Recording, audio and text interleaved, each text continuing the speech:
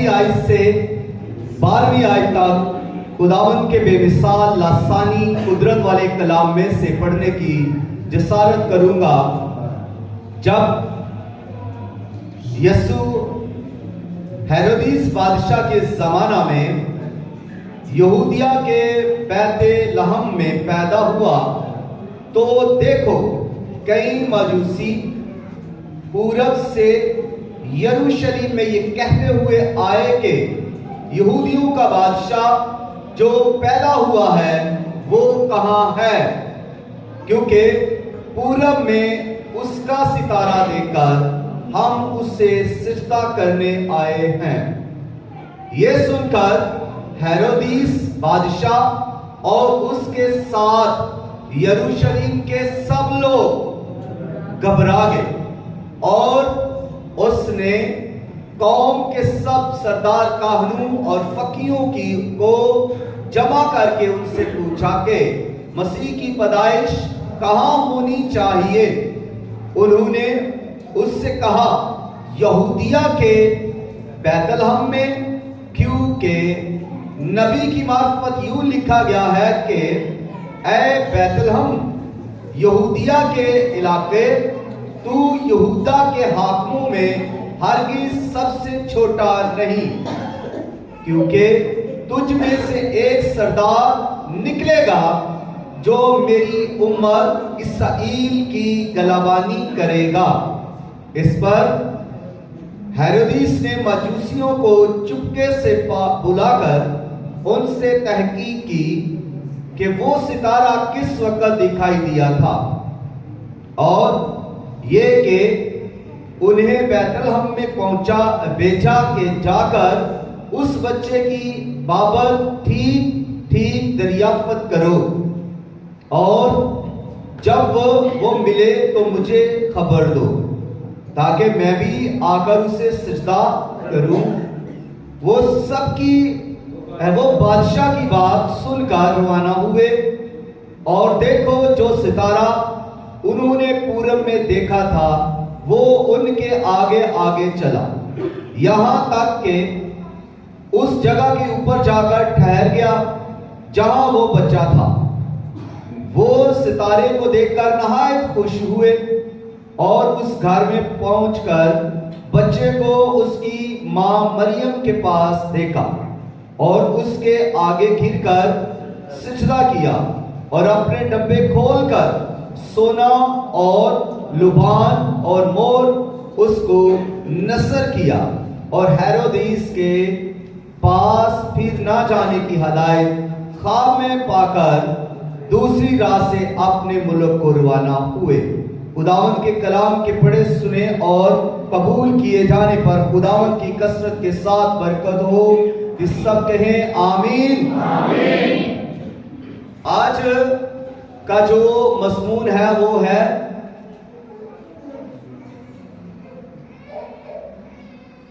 सितारे के मुसाफिर। वो है सितारे के मुसाफिर या बादशाह के परस्तार।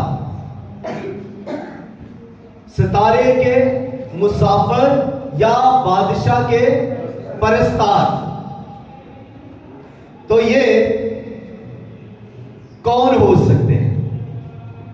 सबसे पहले हम देखेंगे कि ये सितारे के परस्तार कौन है, फिर कहां से ये आए, और फिर सितारे की रहनुमाई देखेंगे, फिर इनकी जो हेरोदिस के साथ गुफ्तगू हुई उसके तल्लक से, और फिर जब ये अपने तहाइफ खुदावंद यीशु मसीह को पेश करते हैं, जब ये तमजीद करते हैं, तो इसको भी बयान करने की कोशिश करेंगे।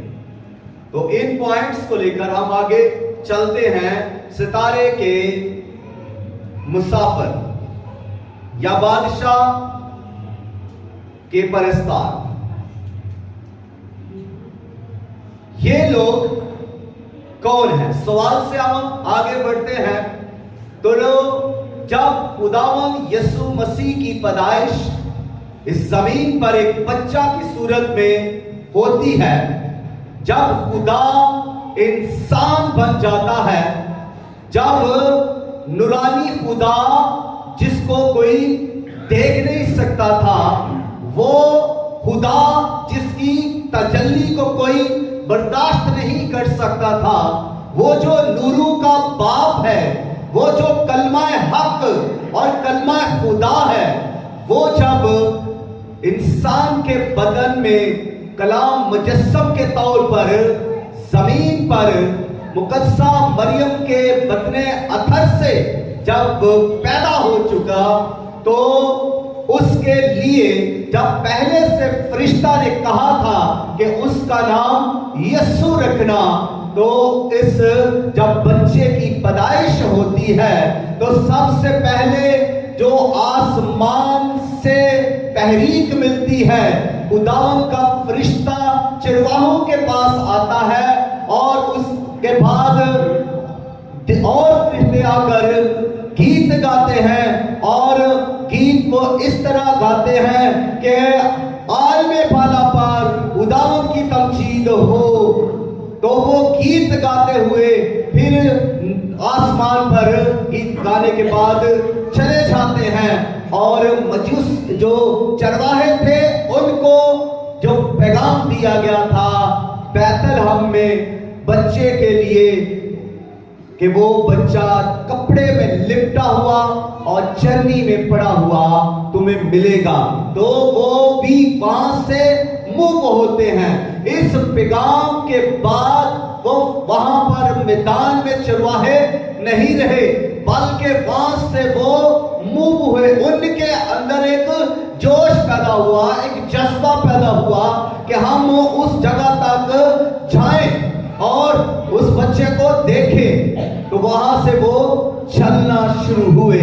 तो जब मजूसियों को ये सितारे के मुसाफिर जो बादशाह के परस्तार हैं, जब ये चले तो ये कहां से चले, तो इनके बारे में बाइबल मुकद्दस बयान करती है कि ये मजूसी सिर्फ और सिर्फ नए ऐदनामे में ही इनका ज्यादातर जिक्र आया है, जो यीशु मसीह की पैदाइश पर ही हमें मिलता है। और यही एक पैसेज है जो आपके सामने पढ़ दिया गया है, जो इन वाइज मैन के लिए है, मजूसियों के लिए है, और इनको फारसी में मागी का लफ्ज इस्तेमाल किया जाता है, इनके लिए मागी। तो इंग्लिश में वाइज मैन, और इनको मजूसी नजूमी कहा जाता है। और इसके अलावा भी बाइबल मुकद्दस के अंदर इसके और भी दीगर नाम है, लेकिन तारीख में भी हम इसको देखते हैं तो इनका बड़ा काम है। इन मजूसियों का बहुत ज्यादा तारीख में भी काम है। ये पहले नंबर पर दानिशमंद ख्याल किए जाते हैं, वाइज मैन, अक्लमंद लोग, इल्म रखने वाले ये लोग हैं। और इसके अलावा ये आलम लोग हैं, इनके पास सहायक का भी इल्म है, यानी ये सहायक के इल्म से भी महारत रखते हैं। और इसके अलावा ये हिकमत को भी जानते हैं, यानी हकीम है ये। फिर तबीब का भी इल्म रखते हैं, और ये इल्म नजूम का भी इल्म रखते हैं, फल्कियात का भी ये इल्म रखते हैं। आसमान पर जो सितारों की हलचल है, निशानियां हैं, उस पर ये बहुत ज्यादा गौर करने वाले लोग थे। और जब कोई भी आसमान पर हलचल होती तो उसके लिए ये अपने उस सारे नॉलेज को लगा देते, अपनी सारी एफर्ट को लगा देते, उसको जानने के लिए, उस हरकत को पहचानने के लिए, उस निशान के को समझने के लिए ये कई दिनों तक, बल्कि कई हफ्तों और महीनों तक उस पर रिसर्च करते, उस पर अपने नॉलेज से आपस में बैठकर गुफ्तगू करते और जानते, रिजल्ट लेकर सामने आते थे।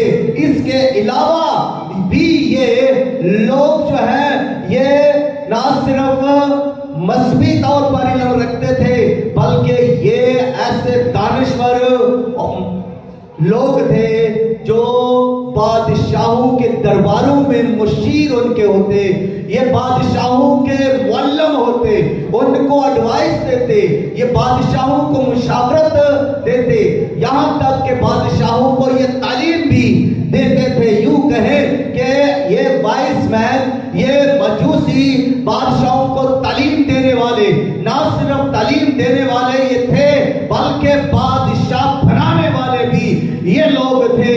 जहां कहीं बादशाह फारस में, बाबल में या दीगर सल्तनतों के अंदर जब किसी को बादशाह मुकर्रर किया जाता था, जब किसी को बादशाह बनाया जाता था, जब तक इनकी मौजूदगी नहीं होती थी, जब तक ये नहीं आते थे, उसको बादशाह नहीं बनाया जाता था। यूं कहें कि इनके बगैर बादशाह बनाना नामुमकिन था। और ये लोग इतने अक्लमंद और दानिशमंद थे कि इनकी मुशावरत और इनकी आरा जरूर ही ली जाती थी। और जब फारस से आए, मैंने कहा था कि ये भी बताऊंगा कि ये कहां से आए थे। ये फारस और बाबल से इनका ताल्लुक था। यहां पर ही ज्यादा नजूमी थे, यहां पर ही जादूगर थे, यहां पर ही बुतप्रस्त थे, और ज्यादातर इल्मे फल्कियात रखने वाले इन्हीं इलाकों से थे। यानी आज के ईरान और इराक का इलाका, बाबल और फारस का इलाका, यहां से ये मजूसी निकले, यहां से इन्होंने रहनुमाई पाई। यहां ना तो किसी फरिश्ता ने आकर इनकी रहनुमाई की, ना फरिश्ता ने आकर इन पर आकर इनको कोई पैगाम दिया, और ना ही आसमान से कोई और मखलूक आई, ना कोई नबी आया इनको बताने के लिए, ना कोई उस्ताद आया इनको बताने के लिए कि दाऊद के शहर में यहूदियों का बादशाह पैदा हुआ है।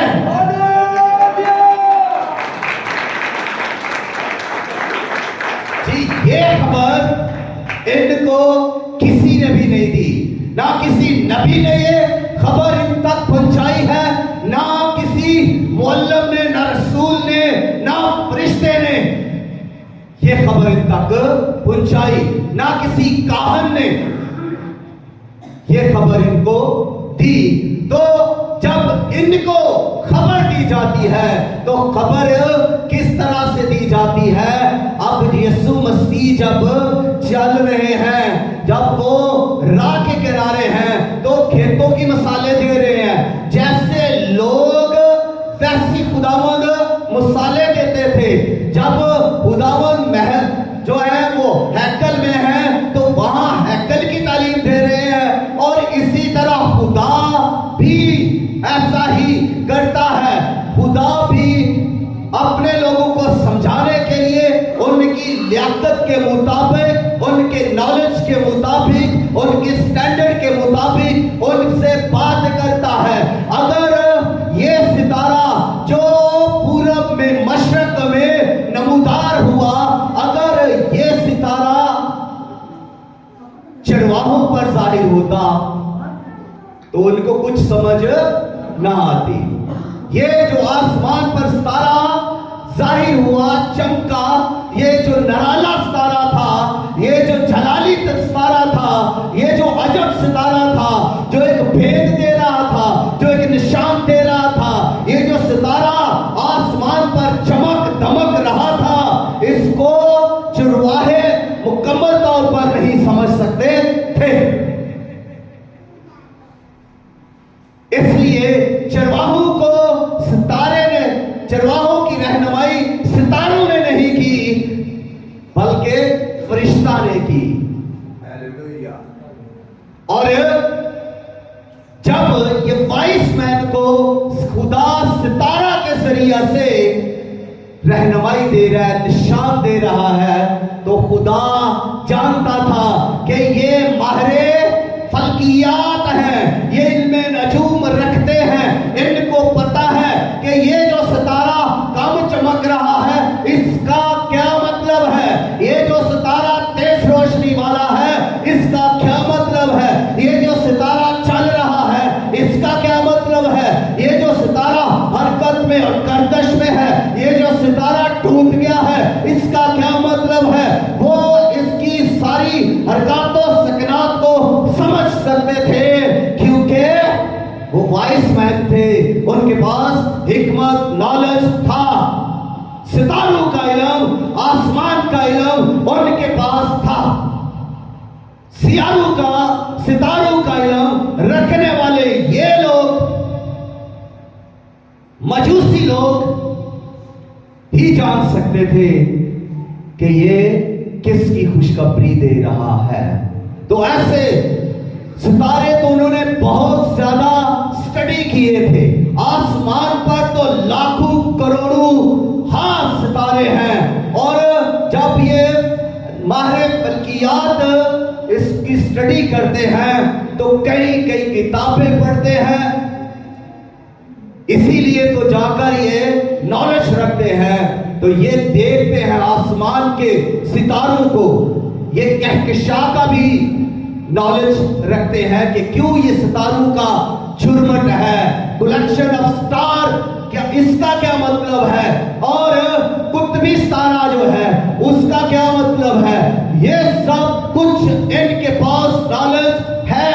और इसी वजह से जब इन्होंने ये नया सितारा देखा जो रोशन सितारा था, जो एक पैगाम दे रहा था, ये सितारा जो एक अजब रोशनी रखता था, तो इस सितारे ने मजूसियों की सारी तवज्जो को खींच लिया अपनी तरफ। मजूसी हैरान और शस्त्र हो गए, सितारे को इस तरह चमकते धमकते देखकर शायद जिंदगी में कभी भी उन्होंने ऐसा सितारा आसमान पर नहीं देखा था, शायद जिंदगी में उन्होंने कभी भी ऐसा अजब सितारा, ऐसा नूरानी सितारा, ऐसी रोशनी वाला सितारा नहीं देखा था। इस वजह से जब वो इस सितारे को आसमान पर देखते हैं तो वो चौंक जाते हैं, वो जमा हो जाते हैं, वो हैरान हो जाते हैं, उनकी अकलें दंग रह जाती है और वो घबरा भी जाते हैं। इस वजह से वो सब के सब जो एस्ट्रोलॉजर थे, नजूमी थे, जो सारे वहां पर मजूसी थे, वो बादशाह बनाने वाले किंग मेकर जमा होते हैं और वहां मीटिंग होती है, वहां इस पर बातचीत होती है, सितारे को समझने की कोशिश की जाती है, ये कैसी निशानी है और ये रोशनी, ये सितारा क्या पैगाम दे रहा है। और ये सब जब उनकी बहस का हिस्सा बन जाता है तो रिजल्ट ये निकलता है कि ये सितारा बादशाह का सितारा है, कोई बादशाह पैदा हुआ है, यहूदियों का बादशाह पैदा हुआ है। उन पर ये नॉलेज के भेद खुल जाते हैं। हालेलुया। अब और आगे बढ़ूं, ना मैंने कहीं पर ये पढ़ा है, ना बाइबल में ये लिखा है, जो मैं बयान करने लगा हूं, ये मैं अपने ईमान का इजहार करने लगा हूं। अगर मैं ये पूछूं कि ये वाइस मैन जो है, ये मजूसी जिन पर सितारा चमका है, जिनको सितारा एक निशानी दे रहा है, तो इनको कैसे पता चला कि ये सितारा यहूदियों के बादशाह का सितारा है। तो अपनी हिकमत, अपने ईमान के वसीला से और रूह कुद्दस की तहरीक से मैं आप तक जो बात लेकर आना चाहता हूं वो ये है कि वो सितारा रोशन सितारा था और उसकी खास रोशनी थी। वो सितारा नूर में रहने वाले खुदावंद यीशु मसीह का सितारा था। वो सितारा था जो कलमाए खुदा का सितारा था, जो चरनी में पैदा हो चुका था। ये सितारा तो उसका सितारा था। और जब खुदा जो नूरों का बाप है, जब यीशु मसीह दुनिया का नूर है, और वो नूर जब चरनी में है, जमीन पर एक बदन में आ गया है, और उसका सितारा जब आसमान पर जाहिर हुआ है तो वो किस कदर रोशन सितारा था। और उसकी रोशनी फिर उन मजूसियों पर भी तो पड़ती होगी। और जब उसकी किरणें, उसकी रोशनी उन मजूसियों पर पड़ती होगी तो वो रोशनी कोई मामूली रोशनी नहीं थी। वो खुदा की रोशनी, वो खुदा के बेटे लगते जिगर यीशु मसीह की रोशनी थी। क्योंकि वो सितारा किसका था? यीशु मसीह का सितारा था। और वो रोशन था, और उसकी रोशनी में कुदरत थी, उसकी रोशनी में हिकमत थी, उसकी रोशनी ही उनको गाइड कर रही थी और उनको बता रही थी। जिस तरह रूहुल कुद्दस हमें बताता है, हमें तहरीक देता है, वो रोशनी से भरा हुआ सितारा भी उन पर जब चमक रहा है तो उनकी ये रहनुमाई कर रहा है सितारा, उन पर जाहिर कर रहा है सितारा। ये सितारा, ये हिकमत वाला सितारा, ये रोशनी वाला सितारा, ये जलाली सितारा किसी और बादशाह के लिए नहीं, बल्कि बादशाहों के बादशाह और खुदावंदों के खुदावंद का सितारा है, जो आज चरनी में पैदा हुआ है, जो मुकद्दसा मरियम के बतने अथर से पैदा हुआ है, जो रूहुल कुद्दस की कुदरत से पैदा हुआ है, जो कलमाए हक मुजस्सम हुआ है, उसका सितारा है। तो ये यहूदियों का बादशाह है। उन पर इस तरह से जाहिर हो रहा था क्योंकि वो वाइस मैन थे, वो जान सकते थे, वो समझ सकते थे। लेकिन हम में से सारे कई बार तो इस बाइबल मुकद्दस को भी नहीं समझ पाते। कुछ लोग सुनते तो हम सभी हैं, लेकिन और पढ़ते भी होंगे सभी, लेकिन सारे इसको गहराई से समझ भी नहीं पाते। वो लोग जो कुछ ज्यादा इसमें इंटरेस्ट रखते हैं, जो ज्यादा इसमें तहकीक करते हैं, जो ज्यादा इसमें रहते हैं, वो इसमें ज्यादा नॉलेज रखते हैं। उनको ज्यादा इल्म बाइबल मुकद्दस का होता है, क्योंकि वो इस पर ध्यान करते हैं, गौर करते हैं, इस पे जो लिखा है उसको जानने की कोशिश करते हैं। तो ये वाइस मैन, नॉलेज, इल्मे फल्कियात का नॉलेज रखने वाले एस्ट्रोलॉजर यही तो काम कर रहे थे, उनको सितारों की समझ थी। तो यहां पर ये समझ रहे थे। पहले भी कई सितारे आसमान पर चमकते रहे और वो उनकी तहकीक करते रहे, और वो जानते थे कि ये जो सितारे नमूदार होते हैं किस किस मकसद के लिए नमूदार होते हैं। उनकी हरकतों, सकनात और रोशनी से वो रिजल्ट लेकर आते थे। ऐसे नहीं उनको माहिर फल्कियात का नाम दे दिया। माहिर होना, एट होम होना बहुत बड़ी बात है, कोई मामूली बात नहीं। जब इनको माहिर फल्कियात, नजूमी कहा गया है, तो ऐसे नहीं इनको तारीख ने कह दिया, बाइबल ने कह दिया, वाइस मैन ऐसे नहीं कह दिया, दानश्वर ऐसे नहीं बाइबल इनको कह रही, नजूमी ऐसे नहीं कह रही। जिसको बाइबल कोई नाम दे रही है उसका मतलब है कि उसमें कुछ है। बाइबल के अंदर टीचर, परीचर है, बाइबल के अंदर नबी, पैगंबर, रसूल है।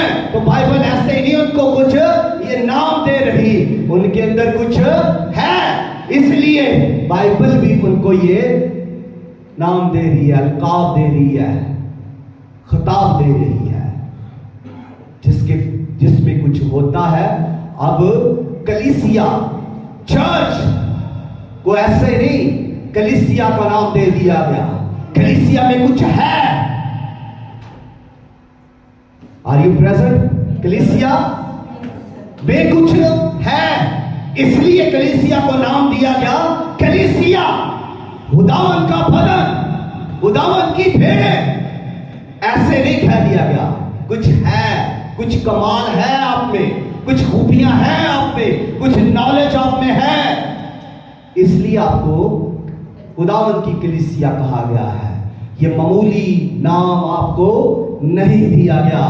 आपकी इस जमीन पर भी कदर है, वैल्यू है, और आपकी जो आसमान पर कदर और वैल्यू है उसका तो आप अंदाजा तक नहीं लगा सकते। आपकी वैल्यू है इसलिए कि आप में कुछ है, और सबसे बड़ी बात आप में वो है जो शायद दूसरों में नहीं। पहली बात, आप में रूह कुद्दस है, आप में ईमान है, आप में यीशु मसीह है, और भी बहुत कुछ है जो आप में मौजूद है। मैं टॉपिक से हट रहा हूं इसलिए फिर वापस आऊंगा। तो ऐसे नहीं, बाइबल मुकद्दस ने इनको नाम दे दिया, इनमें कुछ लियाकत, हिकमत, दानिश, फहम है, इनकी तहकीक, रिसर्च, ये सब कुछ इससे पहले भी ये बयान कर रही थी कि ये सच है। बादशाह तक मानते थे, आलम इन्हें मानते थे, प्रोफेसर, डॉक्टर, ये सब इनकी हिकमत, इनके नॉलेज को मानते थे, इत्तफाक करते थे कि ये जो कह रहे हैं, इनकी जो रिसर्च है, इन्होंने जो बनाया है वो ऑथेंटिक है, उस पर मोहर है।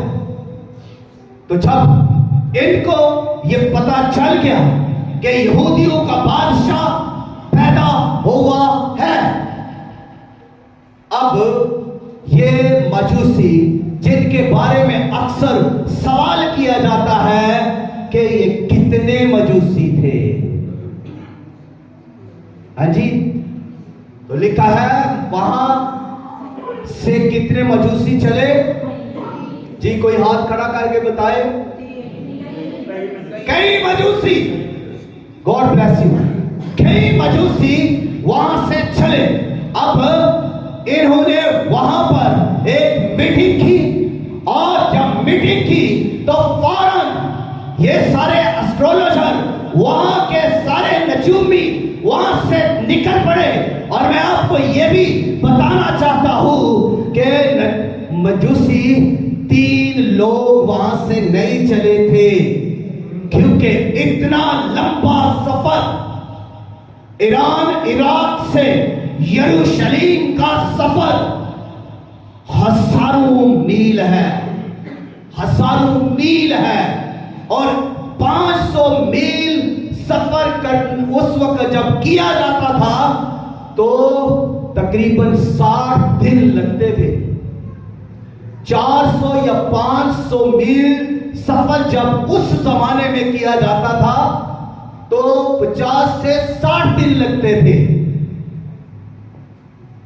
आप अंदाजा कीजिए, यहां थोड़ी गहराई की बातें हैं।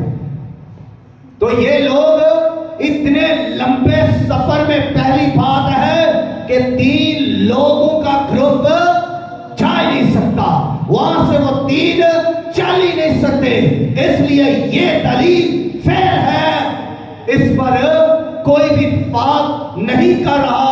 यहां तक के बाइबल मुकद्दस भी इस पर इत्तेफाक नहीं करती, और ना ही बाइबल मुकद्दस से बयान कर रही है कि 3 मजूसी वहां से चले।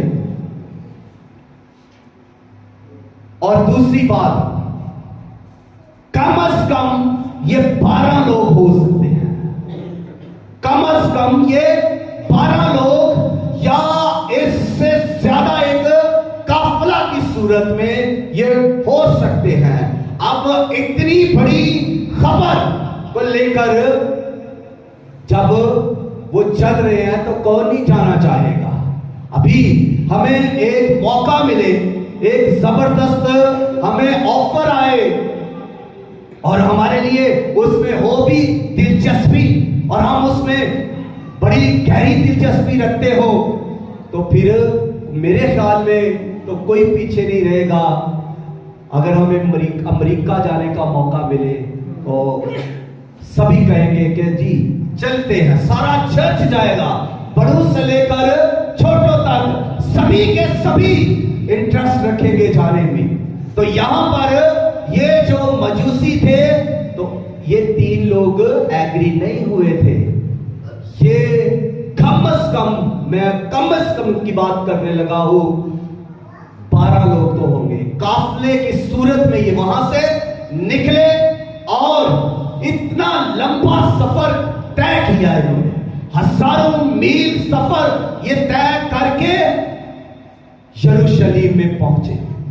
और जब ये सफर कर रहे हैं तो सफर में ये सफर ये कर रहे हैं, इंग्लिश वाला सफर मतलब कि दुख उठा रहे हैं। जिस सफर को ये कर रहे हैं, जिस निशान को लेकर ये वहां से मूव हुए हैं, जिस रहनुमाई को, पैगाम को लेकर वहां से ये चल पड़े हैं, तो फिर ये सफर कोई आसान सफर नहीं था। पहली बात ये ईमान का सफर था। उन्होंने जो कुछ देखा उस पर ईमान रखा, उन्होंने जो कुछ पहचाना, जाना और पैगाम मिला उस पर ईमान रखा, और ईमान का ये पहला कदम वहां से उन्होंने उठा लिया, वहां से वो निकल पड़े, वो ईमान के साथ आए, वो यहूदियों के बादशाह से मिलने के लिए आए, वो यहूदिया के बादशाह की परस्तश करने के लिए आए। वो जानते थे कि जिसके पास हम जा रहे हैं तो वो मामूली बादशाह नहीं है, बादशाह तो हम बनाते आए हैं, लेकिन ये बादशाह जिसके पास हम जा रहे हैं, हम इस बादशाह के पास जब जा रहे हैं तो ये दुनियावी बादशाह नहीं है। जिसका निशान ऊपर से है वो बादशाह भी ऊपर से है, जिसकी तहरीक ऊपर से है, जिसकी रोशनी ऊपर से है, जिसका नूर ऊपर से है, जिसकी हिकमत ऊपर से है, जिसका जलाल ऊपर से है, जिसका पैगाम ऊपर से है। तो वो जानते थे कि ये बादशाह जिसके पास हम हजारों मील सफर करके जाएंगे, वो बादशाह भी मामूली नहीं है, वो दुनियावी बादशाह नहीं है, बल्कि वो बादशाह नूरानी बादशाह, वो जलाली बादशाह, वो हिकमत वाला बादशाह, वो खुदा का नूर कलामे मुजस्सम बादशाह है। वो यहूदियों का बादशाह ही नहीं है। यहूदियों के बादशाह तो पहले भी थे। क्या थे? जिनको पता है कि यहूदियों के बादशाह पहले थे, जी थे।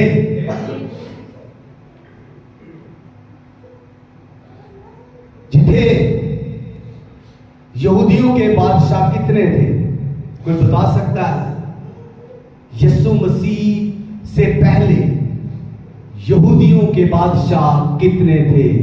अगर कोई बताए तो अभी इनाम जारी होगा।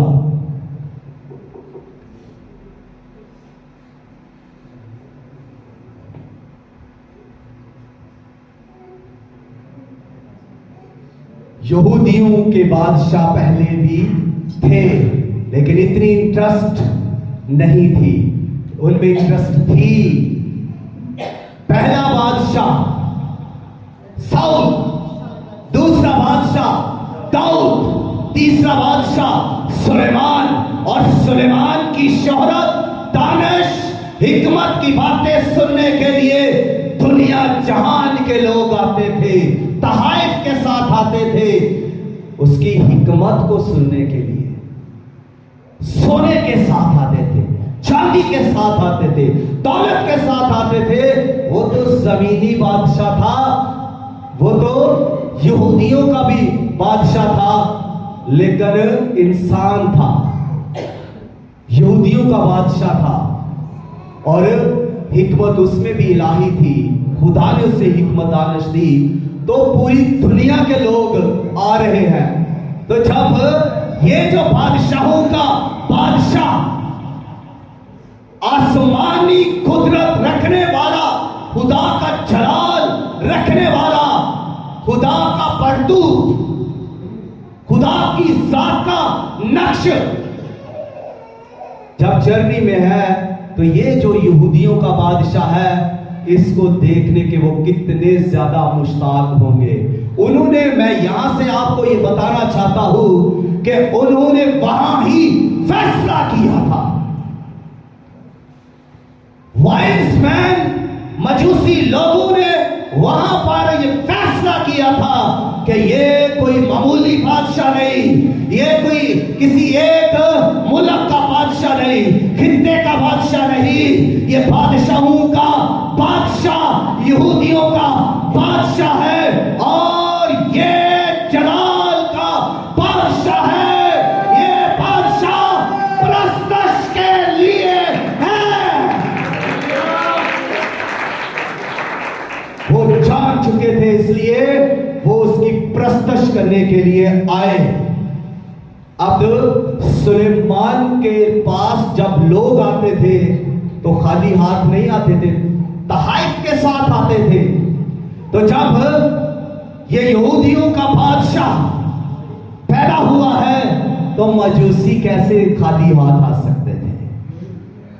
मजूसी जब प्रस्तश के लिए आए, मजूसी जब यीशु को देखने आए, यीशु की तमजीद करने आए, यीशु की प्रस्तश करने आए, तो खाली हाथ वो कैसे आ सकते थे?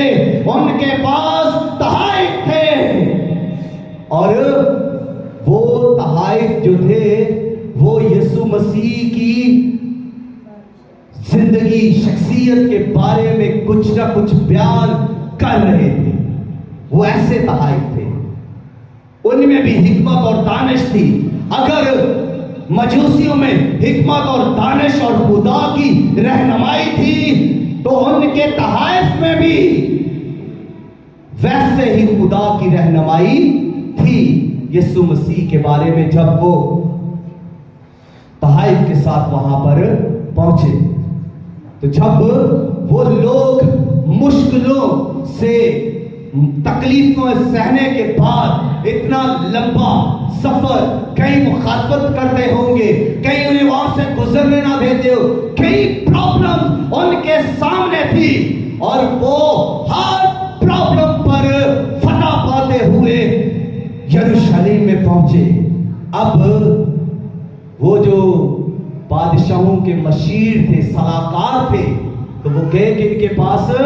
वो फकीयों, फरीसियों के पास, काहनों के पास नहीं गए, वो गए हेरोदिस बादशाह के पास। उनको पता था कि तरीका क्या होता है। वो इसलिए हेरोदिस बादशाह के पास आए और आकर उसे पूछते हैं कि यहूदियों का बादशाह जो पैदा हुआ है वो कहां है? ये बात उनके मुंह से अभी निकली ही है।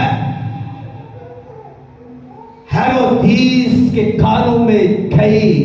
हेरोदिस गुस्से से भर गया। हेरोदिस सर से लेकर पांव तक गुस्से से भर गया और वो कहने लगा, यहूदियों का बादशाह तो मैं हूं, मेरे अलावा और कौन बादशाह हो सकता है?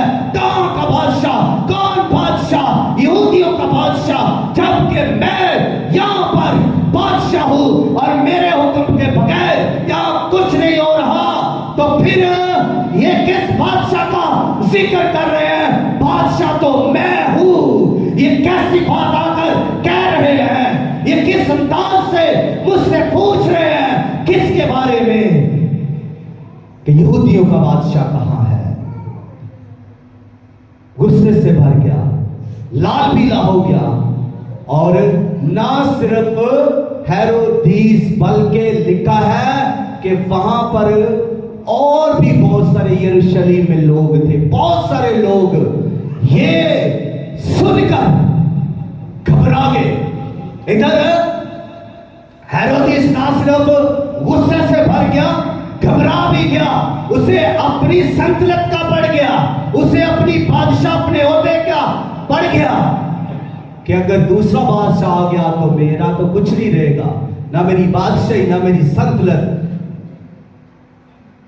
घबरा गया।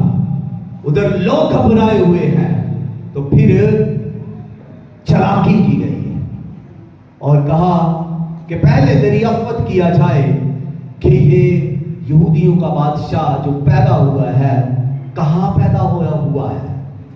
उन्होंने कानों को बुलाया, फकीहों को बुलाया और बाइबल की तहकीक की गई, सहाय पढ़े गए, बताया गया उनको कि उसके बारे में लिखा है कि वो यरूशलेम के इलाका बैतलहम में पैदा होगा। और ये बेस के क्या आई थी? मीका 5:2 आई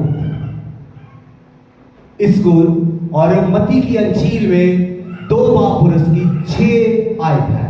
इसको आप पढ़ लीजिए, याद रखिएगा, सवाल इस पर आ सकता है क्विज प्रोग्राम में।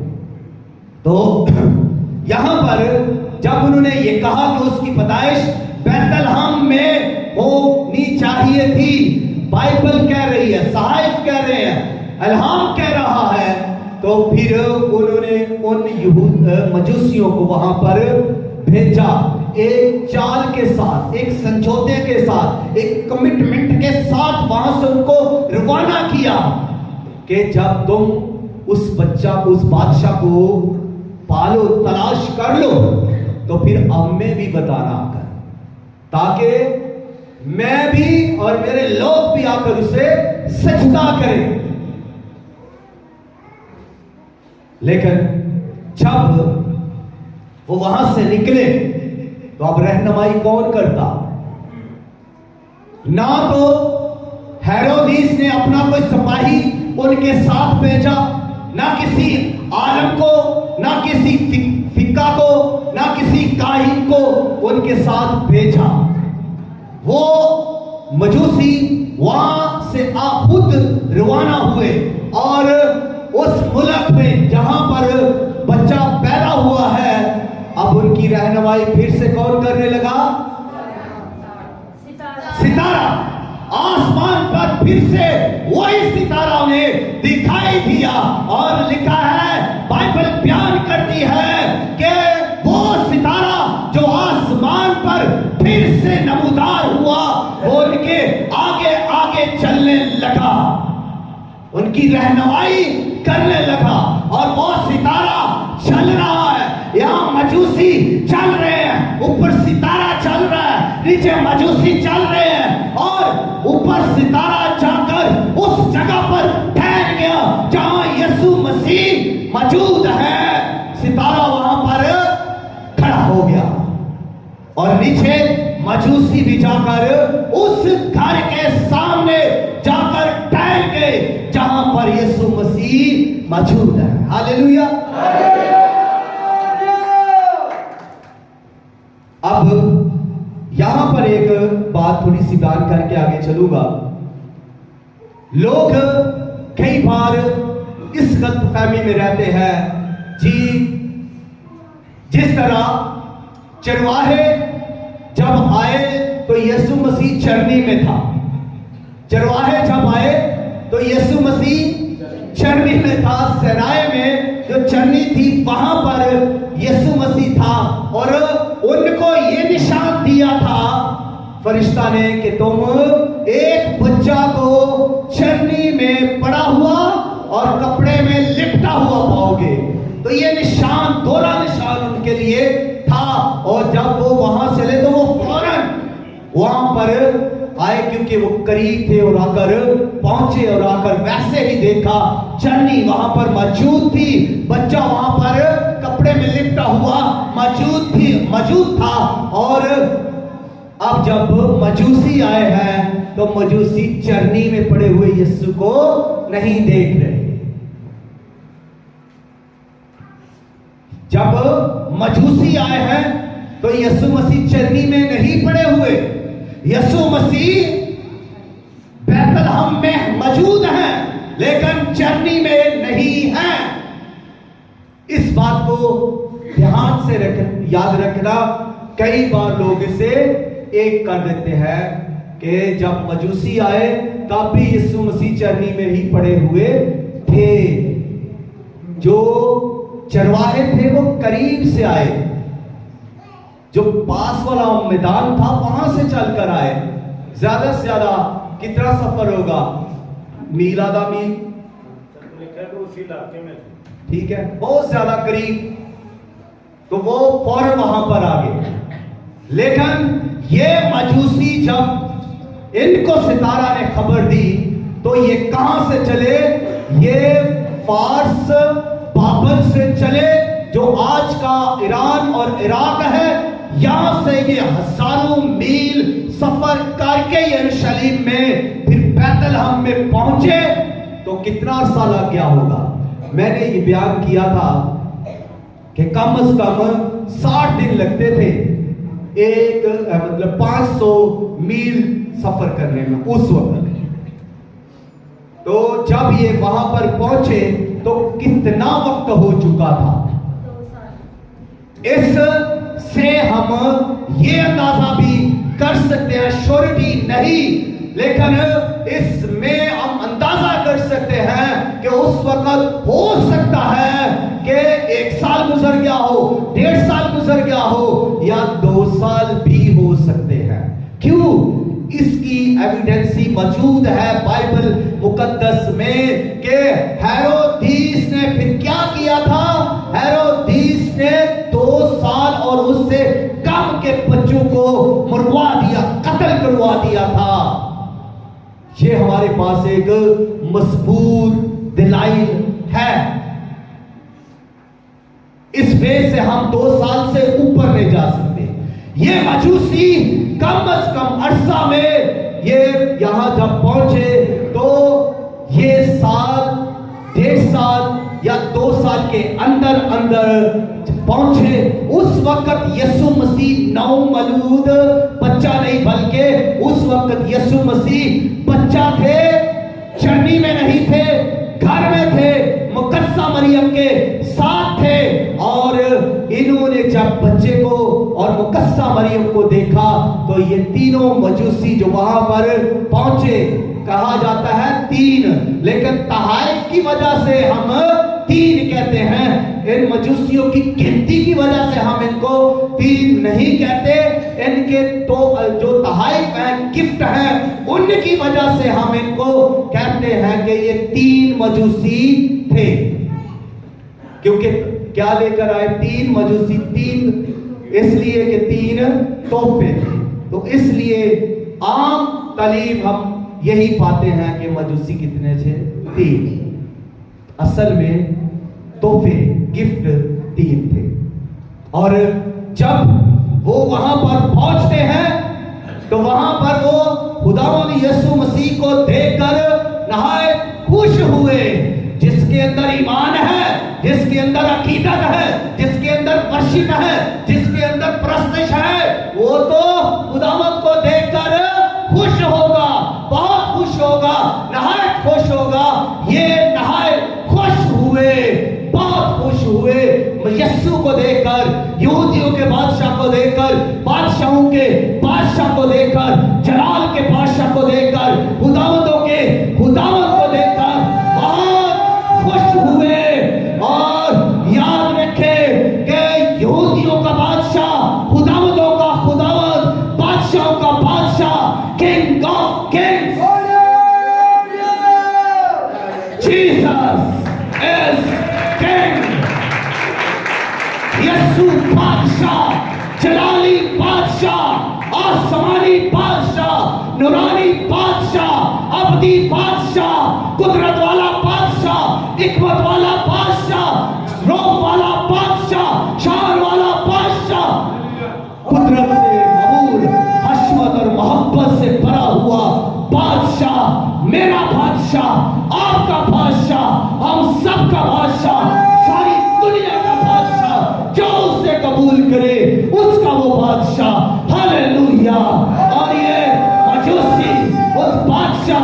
तमजीद के लिए उसके सामने सजदा रेज़ हो गए, उसके सामने वर्शिप में आ गए, उसके सामने हमद में आ गए, हमद में झुक गए, वर्शिप करने लगे, तमजीद करने लगे। अब ये सिर्फ लफ्जों की तमजीद नहीं है, अब शायरी की तमजीद नहीं है, ये सिर्फ अब मौसीकी की तमजीद नहीं है, अब वहां पर साज तबले नहीं है, साउंड सिस्टम नहीं है, वहां पर कोई शायरी लिखी हुए ज़बूर नहीं है, यहाँ पर ये अजीब जबरदस्त वर्शिप है। और ये वर्शिप जो मजूसियों ने की, एक जबरदस्त वर्शिप है।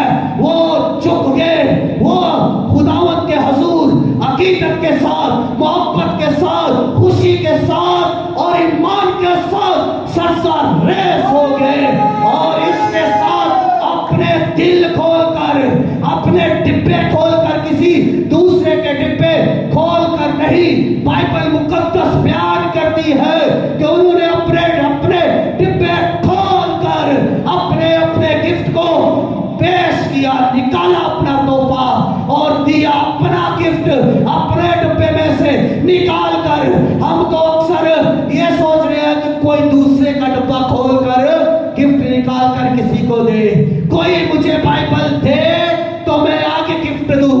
खुद नहीं किसी को गिफ्ट देना, खुद अपनी कमाई से, खुद अपनी मोहब्बत से गिफ्ट नहीं देना। हम तो दूसरों के सहारे रहते हैं कि कोई हमें गिफ्ट दे। यहां पर अपने दिल खुले, पहले नंबर पर अपने दिल खुले, फिर अपने डब्बे। जब आपके दिल खुलेंगे फिर आपके हाथ भी खुलेंगे, जेबें भी खुलेंगी, डब्बे भी खुलेंगे, जिनमें पैसे हैं वो भी खजाने खुलेंगे। तहाइफ चर्च में आएंगे, कलीसिया में बांटे जाएंगे। ये वर्शिप तमजीद जो हो रही है, ये सिर्फ सच्चाई के साथ हम ही नहीं, ये सिर्फ ईमान के साथ ही नहीं बल्कि तहाइफ के साथ हो रही है। ये इतनी दूर से खाली हाथ नहीं आए, ये गिफ्टों के साथ आए।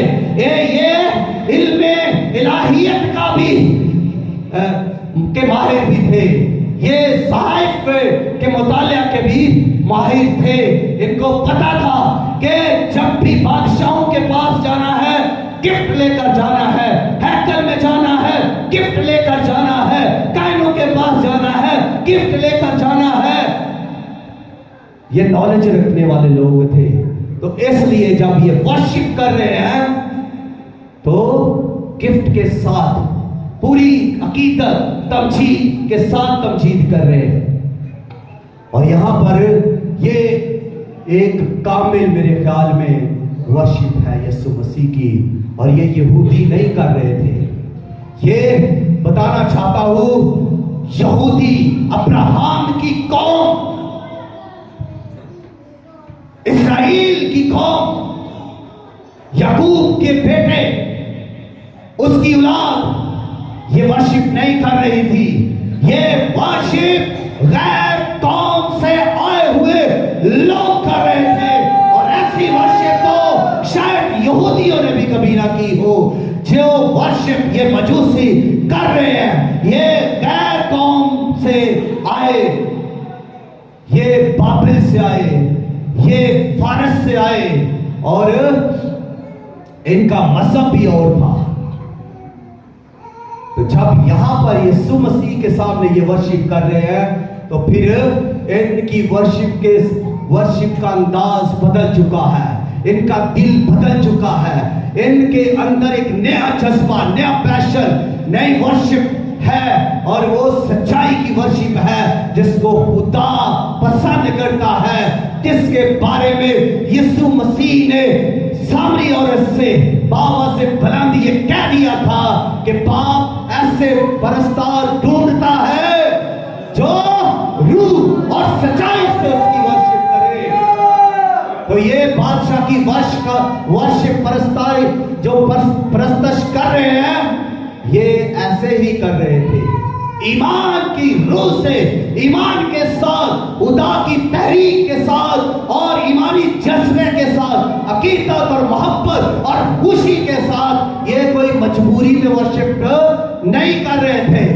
जैसे कई बार हम वर्शिप मजबूरी में कर रहे होते हैं, ताली भी नहीं बजानी, गुस्से में बैठा रहना, ये मजबूरी की वर्शिप होती है, ये खुशी की वर्शिप नहीं। ईमान के साथ ये वर्शिप कर रहे हैं, क्योंकि ये बादशाह के परस्तार हैं, क्योंकि ये सितारे के क्या है, मुसाफिर है, सितारा इनका रहनुमा है। और इसी वजह से जब ये यहां पर वर्शिप कर रहे हैं, तो मैं ये चाहता हूं बताना कि इनके लिए फिर क्या नहीं खुला होगा। इनके तो दिल खुल गए, इनके तो डब्बे खुले, लेकिन इनके लिए जो और जबरदस्त चीज खुली, वो आसमान खुल गया, खुदा का दिल इनके लिए खुल गया। रहमत के खजाने, बरकतों के खजाने, आसमानी खजाने इनके लिए खुल गए। आज पूरी दुनिया इन मजूसियों को याद रखती है, ड्रामों में, अपने प्लेस के अंदर, क्रिसमस के अंदर इन्हीं को बेस बनाते हैं। जब लोग गिफ्ट देते हैं, जो फॉरेन लोग, फॉरेनर अंग्रेज आपको गिफ्ट भेजते हैं, इन्हीं मजूसियों से उन्होंने सीखा है। और आप जो एक दूसरे को गिफ्ट देते हैं, केक या और कपड़े वगैरह या कुछ, आपने भी इन्हीं से सीखा है। ये है जबरदस्त सिखाने वाले मजूसी, वाइस मैन, सितारे के मुसाफिर और बादशाह के परस्तार। God bless you. खुदा इस कलाम के वसीला से हम सबको कसरत के साथ बरकत दे। आमीन।